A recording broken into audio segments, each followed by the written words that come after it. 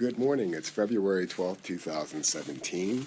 My name is Jim Whitley, and over the weekend here we've been exploring a little bit about position size calculation.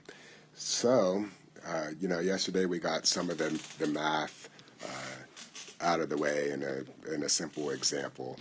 But today we're going to look at some practical position size calculations for Gilead, Google, and CVS.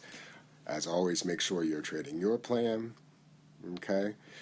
But let's look at some hypothetical position size calculations. Let's review our steps that we went over yesterday. Step 1 would be decide how much money you can risk on the trade. Never risk more than 2% of your account on any trade. I prefer closer to a 1% maximum, and we're going to find that out here in a little bit here today. We'll find out why that is. Step 2 is we're going to figure out what our stop loss is and its percent figure relative to the trade. And we're going to, in step 3, verify that there is at least 3-to-1 reward to risk ratio. So we're off here in chart land. Gilead's nearing that line in the sand. I believe that was around April 11th, 63.50. That's way back in 2014. But here we are. We're thinking we're gonna buy some Gilead, right? Let's put this into our calculation. So, just as a reminder, I mean, we're hypothetically working with a $20,000 account. I picked that number because it's round, and if you're new to trading, I would suggest not trading if you have less than that amount. Anyway,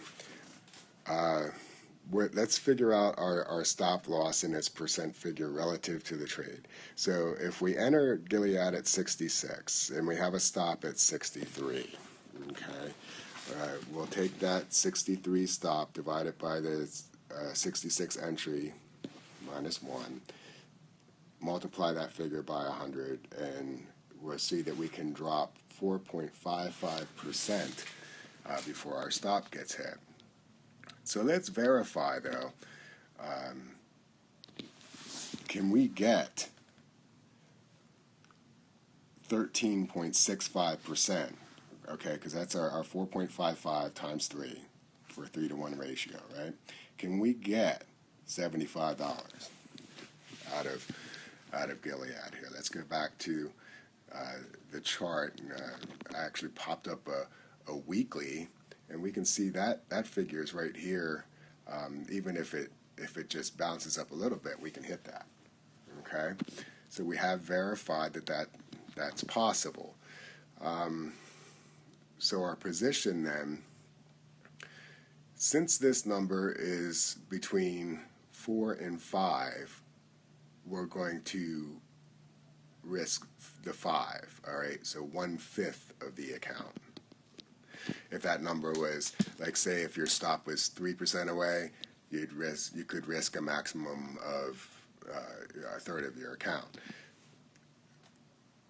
You follow what I'm saying here? Okay.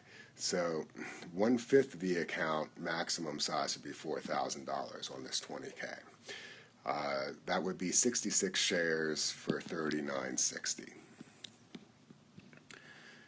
Taking a look at Google, looks like we got some room here, right? MACD's not too bad, and we see that the 22-day, if it came down to touch that again, that'd be around a 27.5. Let's put this into some calculations. So say we enter Google at 827.50 and we set our stop at 812. If we use our formula, we see that has a potential of a 1.87% drop to our stop. Okay, so let's verify then. If we take that 1.87 and multiply it by 3, can we get 5.61% or 873.92? Back to the chart. Well, wait a second. We haven't even hit that yet. That'd be some new highs, right? So, I mean, it's a little bit of caution here. Perhaps you might want to take a pass on it, or if you're gung ho on on Google, we would instead of a third of the account, you know, with this caution, we let's just back it down to a quarter of it instead. So that's 5,000. So the position share would be 6 shares for 49.65. Okay. Off to chart land, we see CVS. MACD starting to look like it might perk up a little bit. Yeah, we got some action here. We did close above Fibonacci, and we are at the 78.50-ish level. Could set our stop maybe around here. Let's go do some calculations on that. So if we entered CVS at 78.50 and our stop was at 76.80, we use our little formula here and we see that's a 2.17% drop. Okay. Let's see, can we get 6.51% or 83.61 out of CVS? Let's go back to the chart. Well, yeah, I mean, we can. In fact, it's kind of zipping up here in between the Fibonacci lines. Doesn't look too bad, right?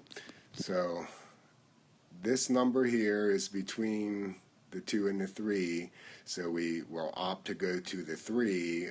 So a third of the account would be the maximum position size that we can risk. If it falls that far, we still have stayed within our 1% maximum risk on that trade. So that's 84 shares at 65.94. For today, then, we see that our total of our orders is at 15,519. So we have some cash left, because remember we started with 20,000, and we have some diversity, okay, and less than 3% of our account is at risk. How do we know this? We have 3 trades. If each one of those trades is risking 1% or less, then we know that we have less than 3% of our account at risk. So I hope this is helpful with the position, all the questions on position sizing and such. You can connect with me on Twitter and Facebook at Whitley Trading. Emails can be sent to jimwhitleytrading@gmail.com. And you guys have a fantastic conclusion to your weekend, and we will see you Monday morning.